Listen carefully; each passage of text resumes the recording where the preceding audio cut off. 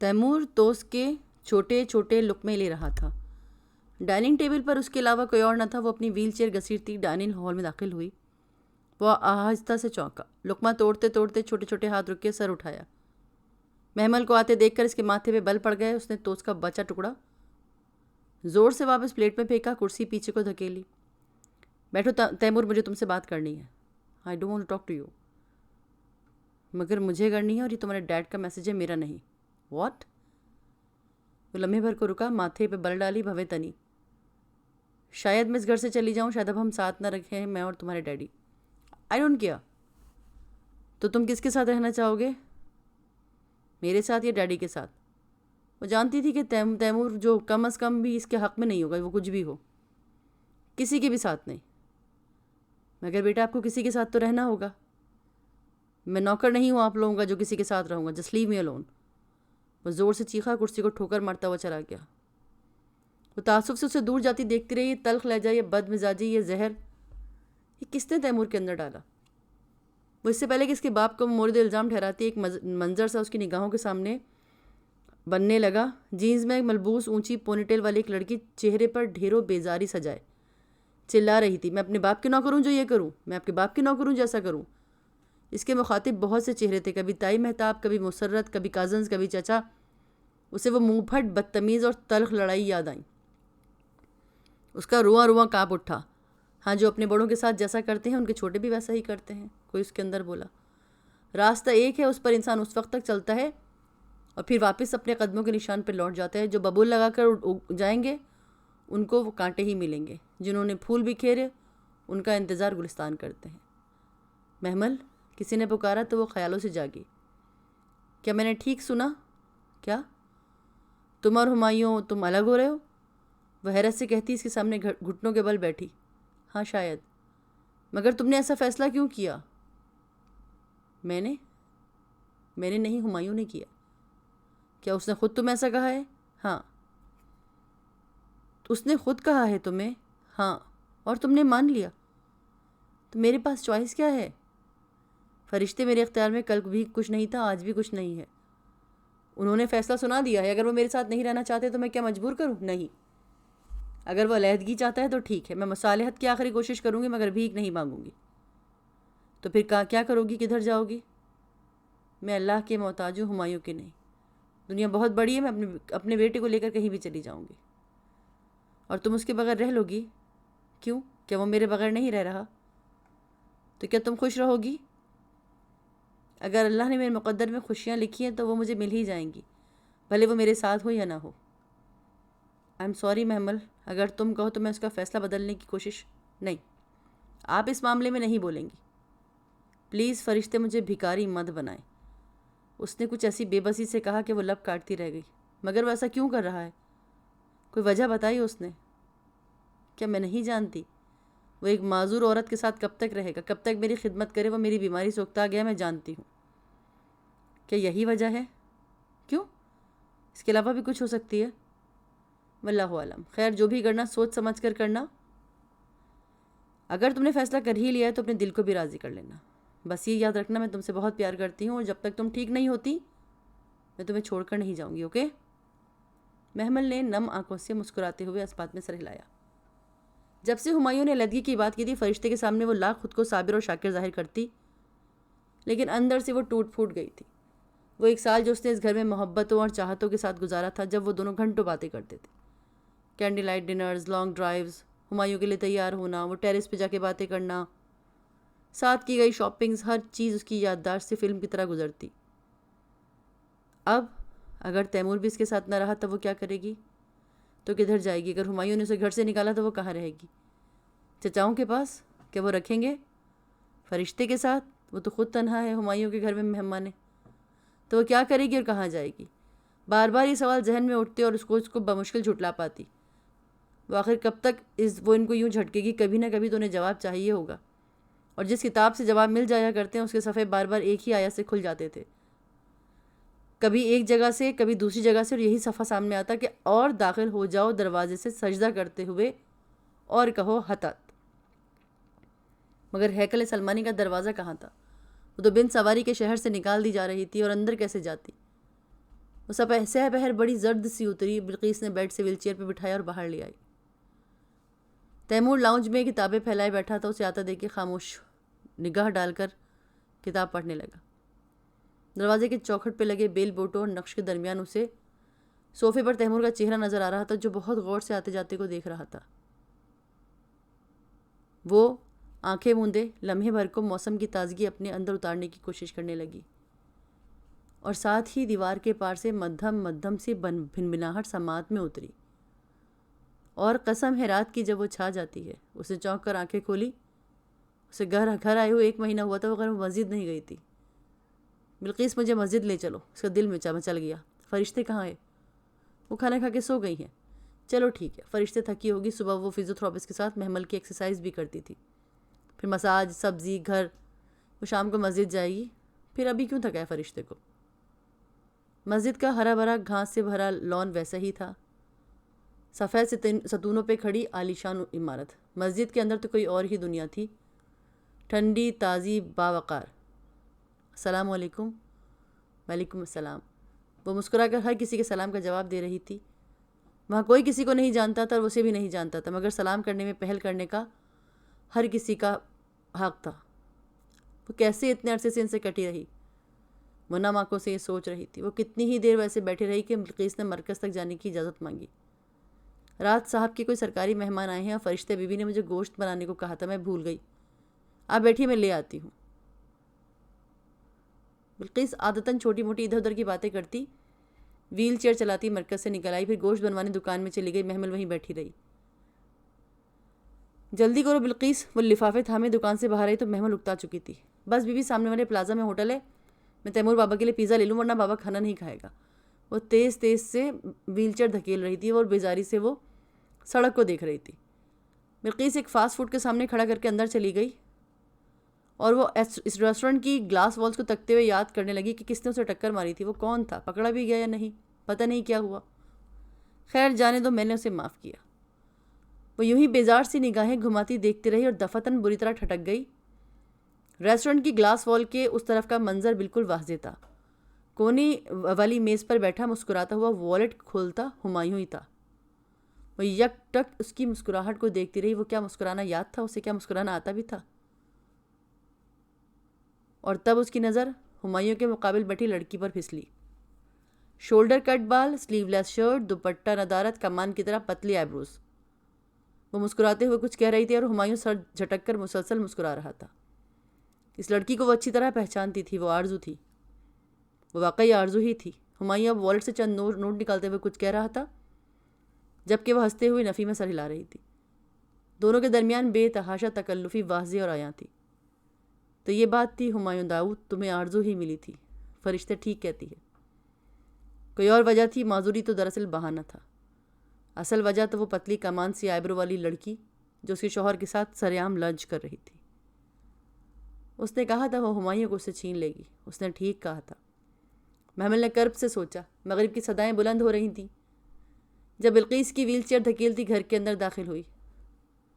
اس کے سامنے ایک ہی منظر تھا، کونے کی ٹیبل پہ بیٹھے ہنستے مسکراتے 2 نفوس، ایک جانا پہچانا سا مرد اور ایک جانی پہچانی سی عورت۔ وہ اجڑی سی صورت لیے گمسم ویل چیئر پہ بیٹھی تھی۔ بلقیس کب کمرے میں لائی اسے کچھ علم نہیں تھا۔ کسی نے اس کا شانہ ہلایا تو وہ چونکی اور گردن اٹھا کر دیکھا، فرشتے حیران سے اس کے سامنے کھڑی تھی۔ میں نے آج خود ان دونوں کو دیکھا ہے۔ کن دونوں کو؟ وہ بری طرح چونکی۔ ہمایوں اور آرزو کو۔ آرزو؟ اسد انکل کی بیٹی آرزو؟ ہاں وہی۔ کیا اسد چچا کی ڈیتھ ہو گئی ہے؟ تم نے انہیں کدھر دیکھا؟ وہ اس کا سوال نظر انداز کر گئی۔ مرکز کے ایک ریسٹورینٹ میں وہ لنچ کر رہے تھے، شاید ہائی ٹی ایف کچھ فرشتے۔ ہمایوں بہت ہنس رہے تھے۔ میں تو سمجھی وہ ہنسنا بھول گئے ہیں۔ ہاں یہ بھی ہو سکتا ہے، مگر پتہ نہیں۔ مجھے پتہ ہے، وہ آرزو کی وجہ سے میرے ساتھ یوں کر رہے ہیں۔ آرزو نے کہا تھا کہ وہ ہمایوں کو مجھ سے چھین لے گی، اس نے یہ کر دکھایا۔ کیا وہ کبھی آئی اس گھر میں؟ ہاں وہ اکثر آتی ہے، مگر تمہارے شفٹ ہونے کے بعد نہیں آئی۔ واقعی؟ اسے حیرت اور غصہ دونوں آئے۔ وہ کس حیثیت سے آتی تھی اس گھر میں؟ آپ نے نکالا کیوں نہیں؟ اندر کیوں آنے دیا؟ محمل یہ میرا گھر نہیں ہے، مجھے کوئی حق نہیں ہے، یہ ہمایوں کا گھر ہے۔ ہمایوں کے کچھ گیسٹ آنے ہیں، ابھی آنے والے ہوں گے، میں ذرا کچن دیکھ لوں۔ وہ اس کے ہاتھوں سے ہاتھ نکال کے کھڑی ہوئی۔ آپ بہت اچھی ہیں فرشتے. وہ مجھے پتہ ہے. وہ نرمی سے مسکرائی. تم آرام کرو. وہ حسرت و یاس سے کھڑکی سے لگی ان کو اندر جاتی دیکھتے رہی. اسے کمرے میں اندھیرا اتر آیا تھا. باہر روشنی تھی. کیا کبھی حالات بدلیں گے؟ مستقبل ایک بھیانک سیاہ پردے کی مانند ہر طرف چھاتا دکھائی دے رہا تھا. اس نے کرب سے آنکھیں میچ لی. اللہ اس چیز سے بڑا ہے جس سے میں ڈرتی اور خوف کھاتی ہوں. رسول اللہ صلی اللہ علیہ وآلہ وسلم کی دعا کا وہ ایک کلمہ وہ زیر لب بار بار دہرا رہی تھی، یہاں تک کہ اندر کا کرب قدرے کم ہوا. ذرا سکون آیا تو اس نے دعا کے لیے ہاتھ اٹھائے. اگر ان لوگوں نے مجھے چھوڑ ہی دینا ہے، نکال ہی دینا ہے، تو کس قدر میں بے قدروں کے حوالے مت کرنا. بس میرے مالک کوئی امید کا سرا دکھا دے، کوئی روشنی. وہ بہت رو چکی. چہرہ پہنچا سائڈ ٹیبل پہ رکھا. سفید کور والا قرآن تھا یا اس کے فرنٹ کور پہ مٹا ہوا مٹا سا اس طرح کا نام. لاشعوری طور پہ وہ اللہ سے رہنمائی چاہتی تھی. اور کس کی بات اس شخص کی بات سے زیادہ اچھی ہو سکتی ہے جو اللہ کی طرف بلائے اور اچھے عمل کرے، اور بے شک میں مسلمانوں میں سے ہوں. انہوں نے اگلی آیت پڑھی، اور بھلائی اور برائی برابر نہیں ہو سکتی. برائی کو اس طریقے سے دور کرو کہ جو بہترین ہو. وہ دفتن وہ شخص جس کے اور تمہارے درمیان عداوت ہے وہ ایسا ہو جائے کہ جیسا تمہارا دوست ہو. اس نے اچھمبے سے ان آیات کو دیکھا. کیا اب کوئی امید تھی کہ جو اس کا گہرا جانثار دوست ہے وہ واپس آ سکتا ہے؟ اب تو کچھ باقی بھی نہیں بچا، سب ختم ہو گیا. اس نے اس آیت کو دوبارہ پڑھا. بہت ہی عجیب ماجرا تھا. آج وہ اپنے شوہر کو کسی دوسری عورت کے ساتھ خوش گپیاں کرتے دیکھ کے آئی، اور وہ اس کا شوہر جو برملا علیحدگی کا اعلان کر چکا ہے، اس کا اپنا بچہ اس سے نفرت کرتا ہے، اس کی بے انتہا پر امید رہنے والی بہن بھی آج خاموش ہے. اس نے دوبارہ پڑھا. پھر دفتن وہ شخص جس کے اور تمہارے درمیان عداوت ہے وہ یوں ہو جائے گا جیسے تمہارا حمیم اور دوست ہو. اور اس خوبی کو ان لوگوں کے سوا کوئی حاصل نہیں کر سکتا جو بہت صبر کرتے ہیں اور جو بہت قسمت والے ہوتے ہیں. تو میں اتنی صبر کرنے والی اور قسمت والی کہاں ہوں اللہ تعالیٰ. اس نے سوچا کہ واقعی کبھی بھی ان عداوتوں کو پگھلا سکتی ہے. کیا اسے مایوس ہونا چاہیے؟ باہر سے چہل پہل کی آوازیں بدستور آ رہی تھیں. محمل کے کمرے کے سامنے ہی ڈرائنگ اور ڈائننگ ہال تھا. اس نے قرآن شریف بند کر کے شیلف پہ رکھا اور باہر دیکھا. دور کرو اس طریقے سے جو بہترین ہو. ایک بار بار اس کی سماعت میں گونج رہی تھی. اس نے دیوار پہ آویزہ گھڑی پر نگاہ ڈالی. 1 بجنے میں کچھ منٹ باقی تھے. ہمایوں 1:30 بجے تک گھر آتا ہے. اس نے اپنا ہیئر ویش اٹھایا. آہستہ آہستہ بالوں میں کنگھی کی. بال سلجھے تو چہرے پہ فاؤنڈیشن لگایا. گلابی سا بلشن لگا کے پونی ٹیل بنائی اور اپنے آپ کو بہترین طریقے سے سجانے سنوارنے لگی. یہی طریقہ اسے بہتر لگا. اس نے اسی کو اپنا لیا. قدموں کی آواز اس سے قریب ہوتی نظر آئی. دروازہ کھلا اور ہمایوں کی بھاری چپ. اس نے حیرت سے سر اٹھایا اور اگلے ہی پل زور کا جھٹکا لگا. ہمایوں اور آرزو آگے پیچھے اندر آئے. وہ یونیفارم میں ملبوس تھا، ہاتھ میں خاکی لفافہ. وہ آرزو سے بغیر کچھ کہے چلا آ رہا تھا. اس کے ہم قدم وہ مسرور سی چل رہی تھی. وائٹ ٹراؤزر پہ پنک گھٹنوں تک شرٹ، بغیر دوپٹے، کمان پتلی آبروز اور تیکھی نگاہیں. وہ اسے سامنے بیٹھے گردن اٹھائے خود کو دیکھتے ان کے قد سست پڑ گئے. وہ چند لمحے شدید صدمے کی حالت میں رہی، پھر سنبھل گئی. بظاہر سکون سے ان دونوں کو آتے دیکھا اور سلام کیا. السلام علیکم. وعلیکم السلام. ہمایوں نے جواب دے کر ایک نظر آرزو کو دیکھا. وہ محمل کو دیکھ رہی تھی. میں آپ کا انتظار کر رہی تھی ہمایوں، مجھے آپ سے بات کرنی ہے. مجھے بھی تم سے بات کرنی ہے، وہ سنجیدگی سے کہتا. اس کے سامنے صوفے پہ بیٹھا. خاکی لفافہ ابھی تک اس کے ہاتھ میں تھا. ٹھیک ہے آپ بتائیے. میں شادی کر رہا ہوں. ایک لمحے کو سکوت چھا گیا. تو یہ کہ ہم دونوں کو الگ ہو جانا چاہیے. یہ لو. اس نے خاکی لفافہ محمل کی طرف بڑھایا جسے اس نے دایاں ہاتھ بڑھا کر تھاما. دونوں ایک لمحے کو رکے. کیا ہے اس میں ہمایوں صاحب؟ میرا طلاق نامہ ہے اندر سے. وہ واقعی طلاق نامہ تھا. ہمایوں کے دستخط، محمل کا نام. نہ اس کے ہاتھ سے کاغذ پھسلا نہ وہ چکرا کے گری. ایک نظر میں پورا صفحہ پڑھا، گردن اٹھائی اور فیصلے کر لیے. پہلی طلاق کا شکریہ ہمایوں داؤد.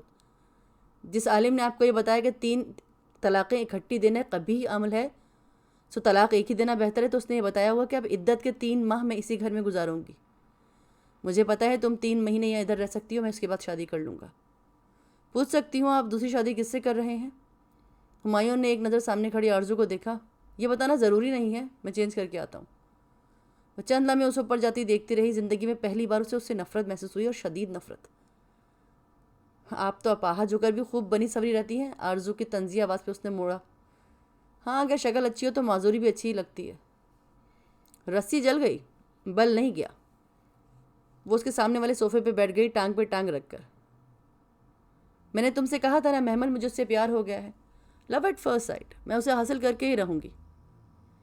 اور میں نے تب کہا تھا آرزو کہ تم خدا نہیں ہو جو ہر چیز تمہاری مرضی سے ہو. آج جو تمہارے لیے مجھے چھوڑ رہا ہے، کل کو کسی اور کے لیے تمہیں بھی چھوڑ دے گا. تب میں تم سے ملنے ضرور آؤں گی.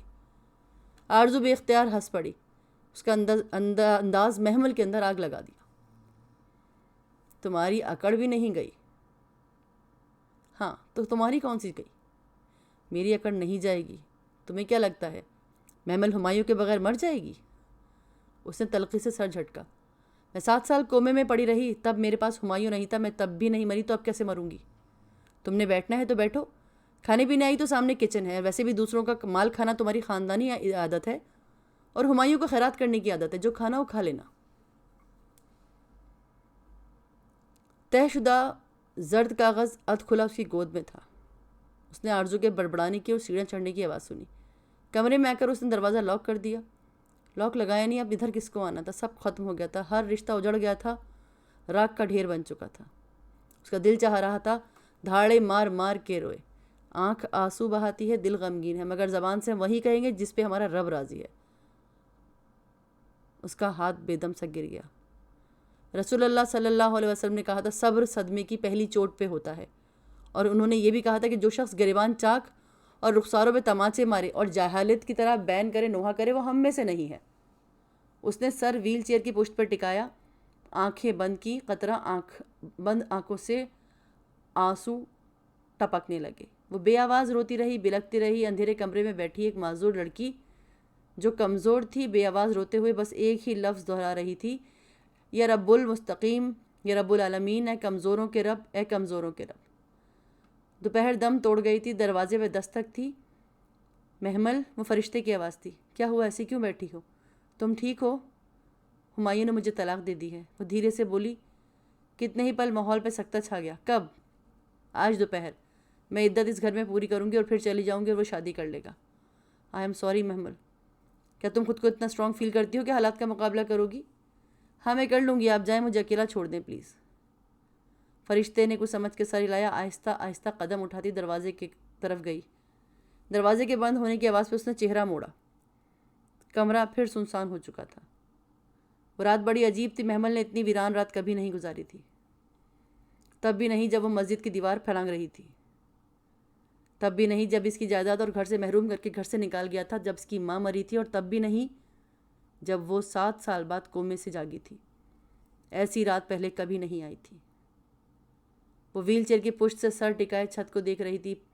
پردوں سے چھن چھن کر اندر آتی چاندنی میں پردے چمک رہے تھے. زندگی ایک دم ختم ہو گئی تھی.